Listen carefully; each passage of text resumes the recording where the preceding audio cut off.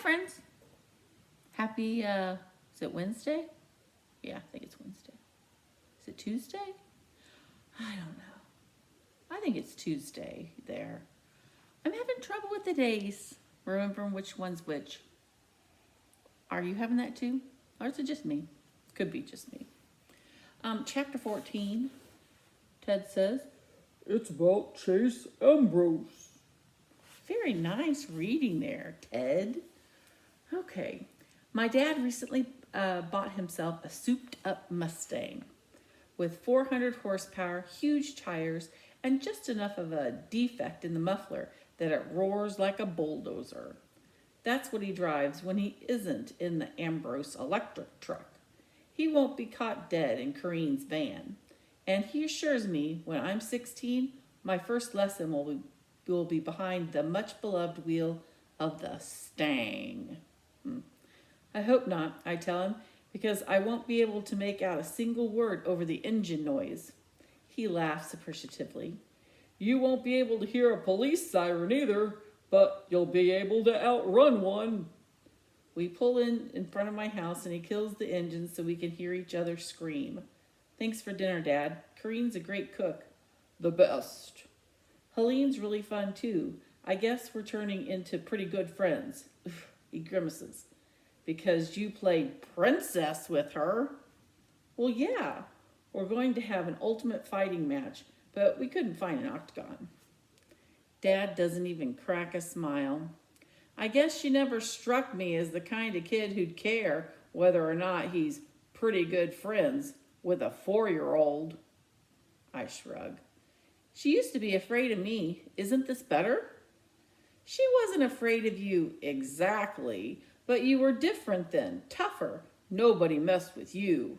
Think of Aaron and Bear, like that. I'm having flashbacks to my wonderful toughness, punching and shoving kids, kicking their heels out from under them in the hall. But it's not all bad stuff like that. I remember walking through the school with my shoulders back and my head held high. I remember feeling important and confident and powerful.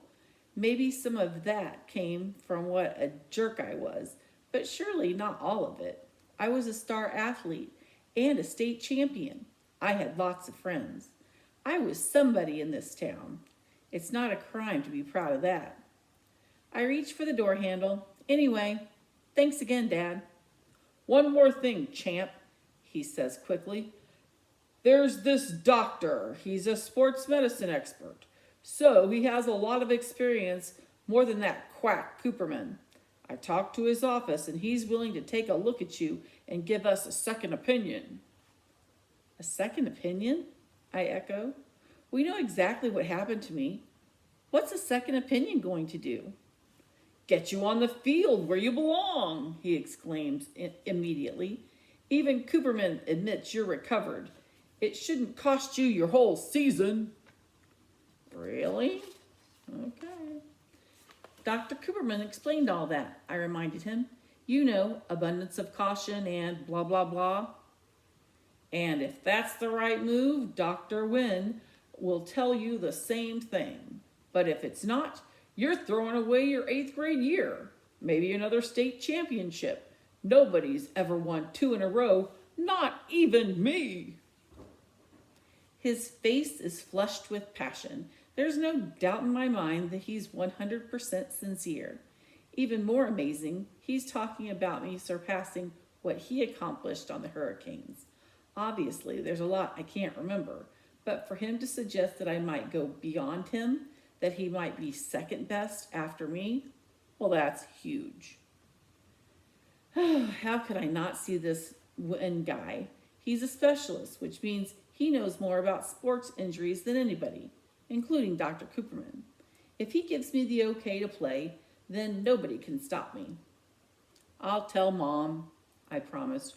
Oh, goodness, no, he explodes. When I gawk at him, he adds, we don't want to worry her. She's got enough on her mind. I'll take you to Dr. Wynne. And when we get that all clear and we find a way to then bring it up to your mom. I don't want to get my hopes up too high. You mean if we get the all clear, I amend. Whatever. But I've got a good feeling about this, champ. You'll have your old life back before you know it. My old life. I allow my mind to sift through the idea. I'm excited about playing football, but what I really crave is the chance to be me again. To make up with my friends, mend fences with the team. Those feelings of self-assuredness and pride won't just come from memories anymore. It could all happen very soon. Bear snatches the pass out of the air, hugs the ball close to his body, and executes a lightning spin move like a lady pushing a baby cart on the sidewalk. Watch it, she barks as the startled baby begins to scream. Sorry, I shout over my shoulder, and we continue along Portland Street, tossing the ball between the three of us. I'm not back on the team yet, but no one said I couldn't play a friendly game of catch as we make our way to community service. The friendly part is just for us. It doesn't include the fellow pedestrians who run for their lives when they see us coming. Hey, cut it out. Watch where you're going. That's my head you almost took off.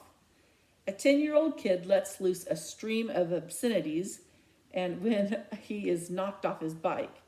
You kiss your mother with that mouth? Aaron crows gleefully. Laughing, I haul the kid and his bike upright and turn back just in time to see the ball screaming at my face. At the last second, I reach up and I pick it out of the air. Not bad, I think to myself. Maybe I really am a star that everyone says I used to be. Aaron and Bear are all power and no finesse. Aaron's even kind of a butterfingers. He's constantly running into the road after a bouncing ball, amid squealing brakes and honks of outrage. But I seem to have the real skills and what my dad calls good hands. Great catch, Ambrose, Aaron bellows. Now you see how much the Hurricanes need you. I grin, but I don't tell them about the appointment Dad's going to set with Dr. Wynn. I don't want them celebrating something that might not happen if the new doctor doesn't clear me to play. But he's going to. I can feel it. When we get to the Portland Street residence, I spy Shoshana just stepping into the front door. Luckily, Aaron's looking the other way, and I throw Bear a bullet pass to make sure he doesn't see her. It wouldn't be easy to explain to those guys that she and I are working together.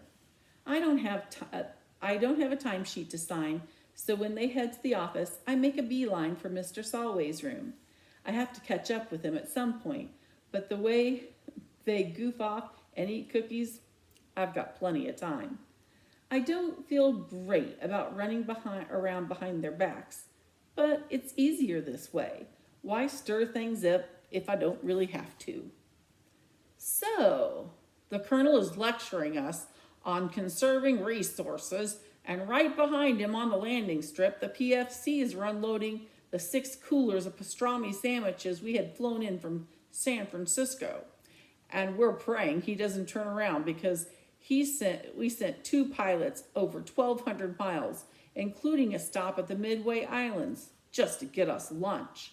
We're breaking our arms, patting ourselves on the back that we got away with it, when the Colonel sniffs the air and says, "Call me crazy, but I swear I smell pastrami." I cling harder to the flip cam so my laughter won't make the picture jump. I can see that Shoshana, the interviewer, is actually biting the side of her mouth to keep from cracking up. You don't want to do anything to interrupt Mr. Solway. Once he gets started, the stories just tumble out, one after the other. It's our 3rd day at Portland Street, working with the old soldier and our best yet. Shoshana never planned on spending more than a couple of hours here, but neither of us counted on Mr. Solway having so much to say. Most of the time, he's all sarcasm, so it's hard to have a normal conversation with him. The big difference is Shoshana, who's a natural interviewer. She's so genuinely interested that she brings out the best in Mr. Solway. Some of the stories are sad, like losing friends in battle or having to rescue children orphaned by the war. Some are uplifting, the work of medics and nurses and the incredible heroism of ordinary soldiers. But amazingly, in the middle of all that suffering and violence, a lot of funny stuff happened too. like the pastrami incident, or the time the General MacArthur's laundry was sent to their post by mistake, and they used his silk boxer shorts as party hats on New Year's Eve. I get the impression that Mr. Solway was the Army's version of a class clown, which doesn't really match the cranky old geezer he is now. Or maybe it does. I think of his mistrust of authority figures like doctors and administrators. He saw almost as many of those during the war as he does today in the assisted living. After he took out that tank, he spent 5 weeks in the hospital. He was nearly court-martialed for running an illegal gambling operation. He filled empty IV bags with helium and took bets on balloon races.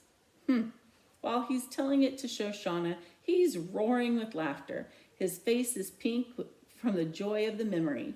I had $50 on the hot water bottle. That was a lot of money back in those days. And this crazy Texan threw in a hypodermic needle like a dart and brought me down 3 feet shy of the finish line. I never been so mad at anybody in my life. But I paid up.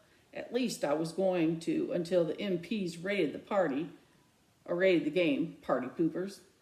Engrossed in the story, I nearly missed the twin gasps from the hall. I glanced over my shoulder to spy Aaron and Bear, standing in the doorway, staring in bewilderment. Busted. Let's take a break, okay? I set down the camera and joined them outside. What gives? Bear demands. First you come with us to the community service when you don't even have to. That's bad enough. And now you're making a movie about the place? It's for the video club. And with Shoshana Weber? Aaron cuts me off. Her stupid family got us sentenced to the Graybeard Motel. Going to need to stop there. I'll pick back up next time. Dun dun dun.